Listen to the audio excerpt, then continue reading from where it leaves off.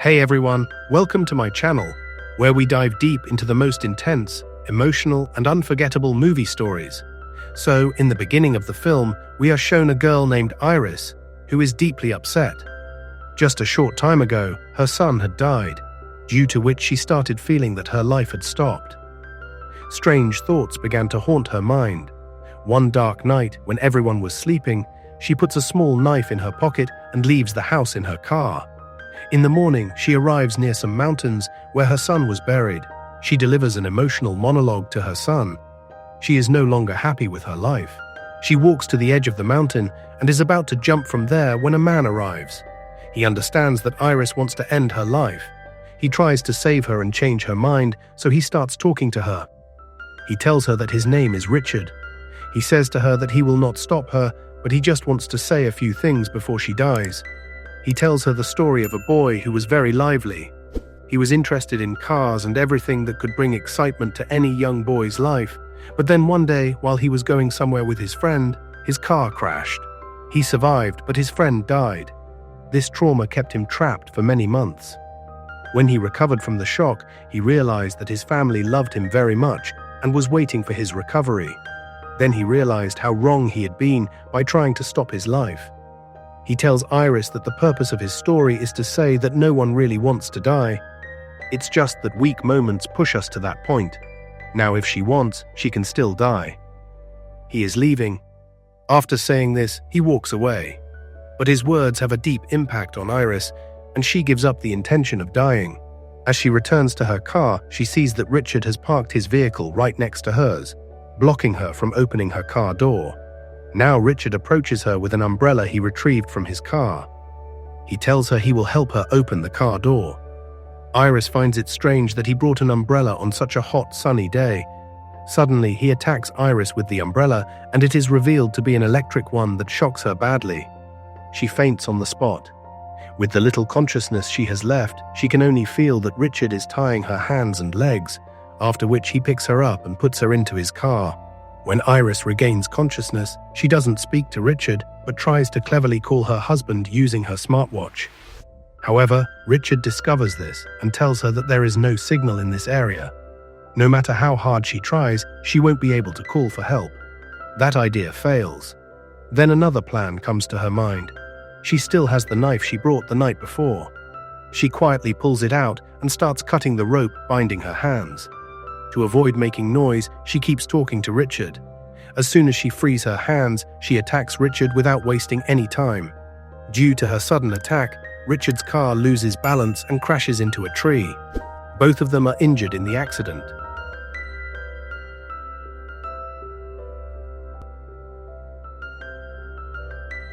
Iris still tries to escape from Richard. She immediately attempts to strangle him with the seatbelt, but Richard manages to save himself. Iris attacks him a third time, causing both of them to be thrown out of the car. Now Iris points the knife at Richard. Richard says, "Do you think I'm a fool standing in front of you so comfortably? Actually, I've injected you with something that will paralyze your entire body within 20 minutes. You won't be able to walk, run, or even speak. You can do whatever you want in this time." Richard's words terrify her. She runs as fast as she can into the forest. But while running, she begins to feel her legs go numb. Slowly, her legs stop moving completely, and she starts crawling. Richard searches for her and gets close. To escape, she hides under the bark of a tree. Ants start crawling on her, and she screams out of fear. Richard hears her and finds her. To get away, she drags herself into a stream and gets carried by the water. Richard yells from a distance that she is making a mistake and will drown, but Iris ignores him. She cannot swim, but the water carries her to the other side of the waterfall. From there, the stream bank is nearby. She sees there is only 1 minute left before she loses all movement. Using all her remaining strength, she reaches the bank and spots a farmhouse. She tries her best to get there, but collapses before reaching it. Now she cannot walk, move, or speak. The only thing she can do is move her eyes.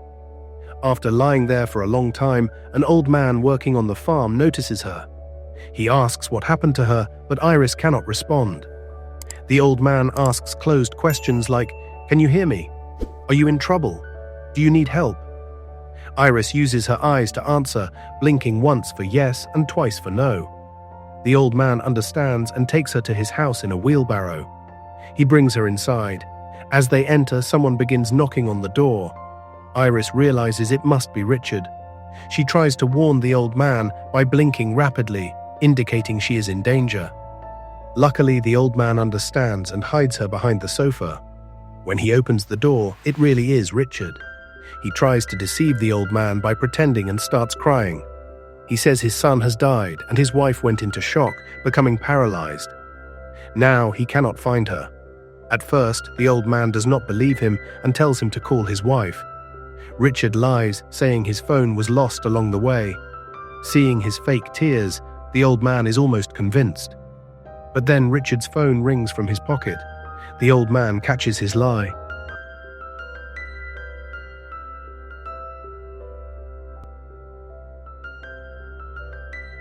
Richard then reveals his true face. He says, "Okay, if you figured me out, tell me the truth. Have you seen Iris or not?" The old man threatens to call the police. Richard attacks him, not realizing the old man is much stronger. The old man fights back and beats Richard so badly that his strength is almost gone. The old man is about to call the police, but Richard grabs a knife and stabs the man in the leg. As the old man falls, groaning in pain, Richard pulls out the knife and brutally stabs him in the stomach, killing him on the spot.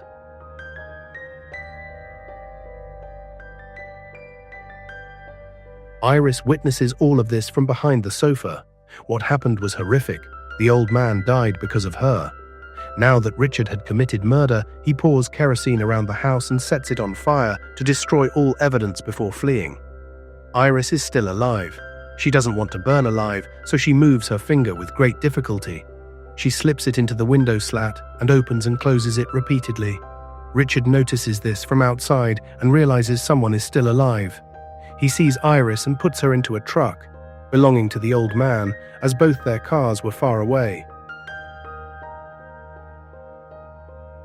Iris remains silent, unable to speak, but still able to hear. Richard gets a call from his daughter. She tells him, "Dad, I miss you. Mom and I are coming to see you." Richard replies, "No. My work isn't finished. You cannot come right now."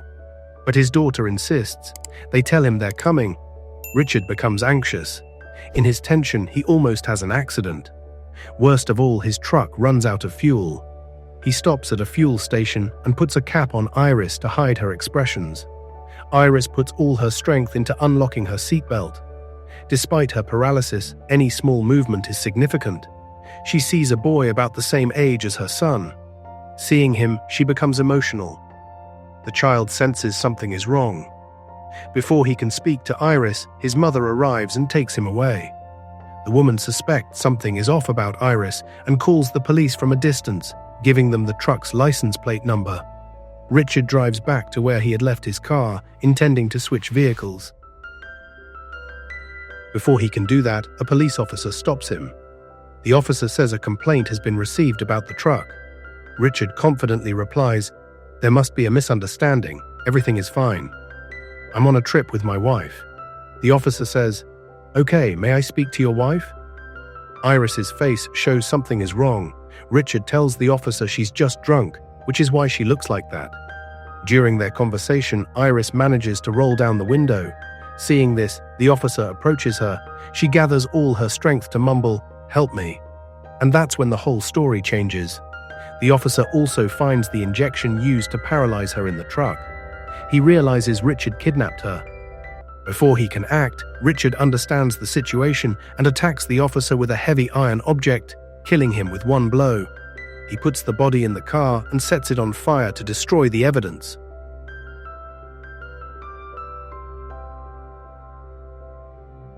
Now Iris is completely helpless. She has lost all hope of rescue. Whatever needs to be done, she must do it herself. The paralysis starts wearing off, and she begins to regain her ability to speak. She starts talking to Richard, trying to emotionally manipulate him since she has learned that he has a daughter. But how can someone who kidnaps and murders be swayed by emotions?